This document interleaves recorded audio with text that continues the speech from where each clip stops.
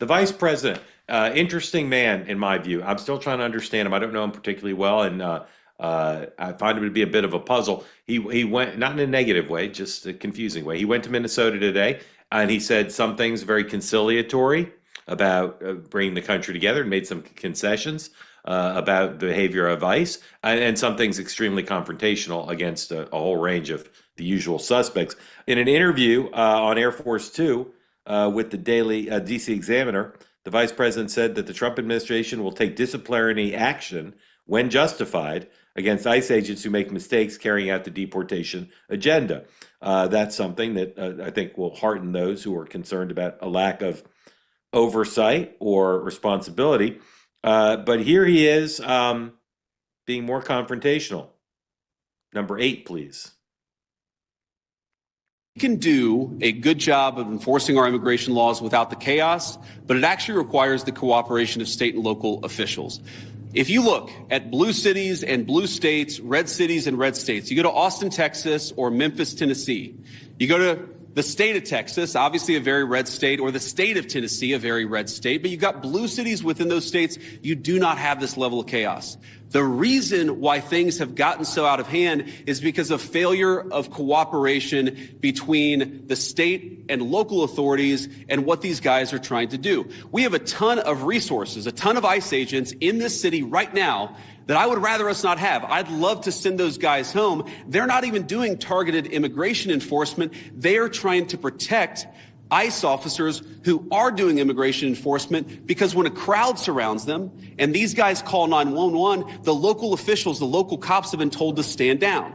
So we have people here who aren't even doing immigration enforcement, they're doing force protection, so that if a rioter tries to ruin the life or assault an ICE officer, they're actually protected. Now, why doesn't it make more sense for the local cops to get involved in that situation? Why not just have the mayor or the local officials tell the police officers, you know what, if an ICE officer is being assaulted by a far left agitator, you are invited, you should actually help them. That's what would work out in any normal situation, and that's what happens in nearly every jurisdiction, red or blue, in the United States of America. The reason it hasn't happened here is because the local authorities have been told, stand down, do not help ICE, promote violence, promote the agitation, but don't do anything to lower the temperature and lower the chaos. That's a problem. Congressman Cunningham, where is he right and where is he wrong in your view? Well, it's obviously that there's been a breach of trust between the general public and what's going on with ICE, especially in Minnesota. So, repairing that trust, I think, is paramount in order to protect the public and protect law enforcement. I believe that local law enforcement should follow the law. I believe that also, we should trust our law enforcement as well. You get into a lot of these rural counties that have scarce resources. I trust the sheriffs to make the call as to what type of offenders they're going after and where. I went on BBC last week and said that I think I should be putting out more detailed reports as to who they're arresting.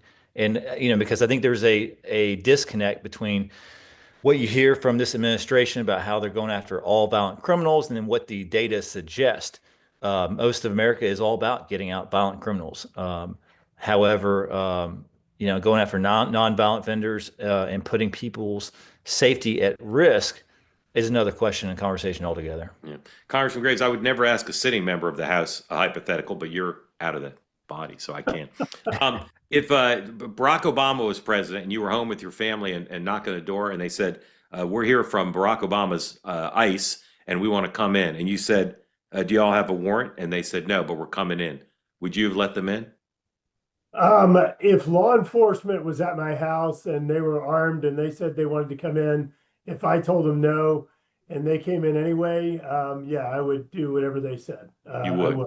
Yeah. But let you me do whatever they said, but you should say no if they have a. You may not come in, and then if they say they're coming in anyway, then you let them in. But and Robbie, that's exactly what I said. Yeah. That's exactly what I said. But I'll tell you what else I would do is the very next day I would have an attorney and I would be challenging them legally for coming into my house without a warrant over my objections. Yeah, Robbie is a civil liberties zealot and absolutist. I have a more nuanced view, and I really don't know what I think about this, but I would tend to agree with Robbie. And here's what the vice president said today in Minnesota. He said he was asked, "Can ICE forcibly enter with an administrative warrant, or does that violate the Fourth Amendment?" And here's what he said: "Our understanding is that you can enforce the immigration laws of the country under an administrative order if you have an administrative order. That's what we think. That's our understanding of the law." That troubles me. I can't believe that a judge that would stand up. And he says the courts are going to weigh in. Let's just stay with you, Congressman Grace. I just don't think that's consistent with the Fourth Amendment. Do you? Look, I'm not a constitutional expert, and I'll certainly defer to Robbie and others that may be, but no, I don't think it's consistent with what I understand.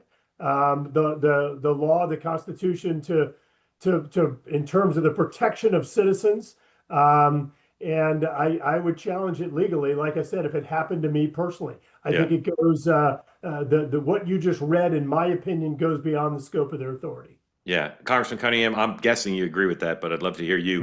I do. What would you say to the vice president who's taking a view that the rest of us think is just not sound? I'd respectfully disagree. You can't take our Constitution a la carte or by administrations. I think it has to be consistent. And you see this play out in a similar parallel world with secondary violations on the highway or on the interstate. What a cop can or can't pull you over for. Yeah. In some states they can't pull you over for not wearing your seatbelt, but it can be a secondary ticket if they pull you over for something else. So, it's just there's just a distinct difference between going in and apprehending somebody who has arrest warrants or versus just looking for something. But here's a question I have for you, Congressman Cunningham, and obviously I also am troubled by this administrative justification for ICE going in. But just because the order the police give might be unlawful, you still have to follow it. You can then, you talk to an attorney or you file a complaint with a civil liberties group. Do you think the protesters, the opposition we're seeing to ICE right now, understands that just because they think, and they could be right, that a specific action is illegal or unconstitutional, that doesn't mean they get to ignore what they're being told or that they can block traffic or that kind of thing? That's my fear. Do you think the no, Robbie, protesters are getting that message from Democrats that just because you object to it, you still have to do what you're told by law enforcement? I agree with that. And, Democrats have two remedies, right? You got elections, right? Which is your main one. And you also have the court system. And so if you have trouble with an order, you take it through the court system. I think it goes both ways, though. I think, telling protesters to tamp down, and I vehemently disagree with what happened in the church and storming in there was completely the wrong call. But there's also a tamping down of the rhetoric on the right side as well. So, I don't want to both sides of the situation, but we're telling protesters to back off too. I think the general public, not just on the left, is increasingly uncomfortable with the level of force and what they're seeing play out on their phones, on their TVs at home. Mark, if I can yes, jump sir. in, let's for just a minute take a step back and talk about why we're here. First of all, the United States, under both Republican and Democrat presidents, have allowed more foreigners into the United States, legal immigrants into the United States, than any other country in the world. Let me say that again. Under Republican and Democrat presidents, more legal immigrants into the United States than any other country in the world. And the reason that we are in this situation right now is that the prior administration did not enforce our borders and allowed literally millions and millions of folks from other countries that vote in other countries into our country. And I'll tell you why this really makes me mad. I'm from a small state. I'm from Louisiana. We have 6 members of the House of Representatives. The state of California, by our count, just the folks that are there illegally, account for 6 members of Congress in their state, because under the census, as you know, you don't have to be a citizen to be counting toward apportionment. So the state of California entirely offsets our entire delegation in the state of Louisiana. So this is why we're here. We're in this situation because of what the Biden administration did. and trying to return to a law and order, to secure borders, and to sticking to the legal immigration process. No doubt that that's true, and you speak for tens of millions when you say it. But I think I'll speak for Robbie. I think when I say when we're in a tough public policy situation, it's not the time to violate the Constitution. And, You know? and I said amen to that. Yeah. Let me read you a tweet, and then we're going to break format a little bit. Even though there are other topics I want to get to, we'll start going to community questions because I want folks the opportunity to talk to the congressman. Here's another son of the South who served in the U.S. House of Representatives on Elon Musk's X, who just posted this, responding to the vice president's position that, well, maybe you don't need a warrant. Maybe you can just walk in. He says, this from a Yale Law School grad, a DOJ official's warrant doesn't survive a Fourth Amendment challenge. The VP knows it, but thinks you're too stupid or too weak to care. What happens when they kick down your door without a valid warrant? It's always reprehensible and unconstitutional. Here are your choices, gentlemen. Everybody will play A, B, and C. Is it A, Fred Grandy, B, Susan Molinari, or D, Joe Scarborough? Gave it away.